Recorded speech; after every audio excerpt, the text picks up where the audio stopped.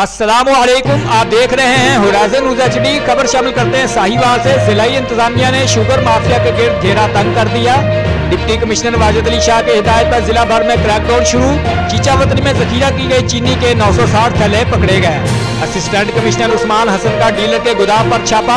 दुकान मालिक की तरफ चीनी का स्टॉक रजिस्टर नहीं कराया गया था।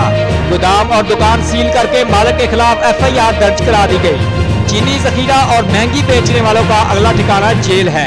दुकानदार मकामी चीनी 90 रुपए में ही बेचें या सिर्फ इम्पोर्टेड। प्राइस मजिस्ट्रेट चीनी माफिया के खिलाफ बिला तफरीक कार्रवाई करें। वाजिद अली शाह। रिपोर्ट महबूब चौधरी, सरपरस्त आला होराइजन न्यूज़ HD।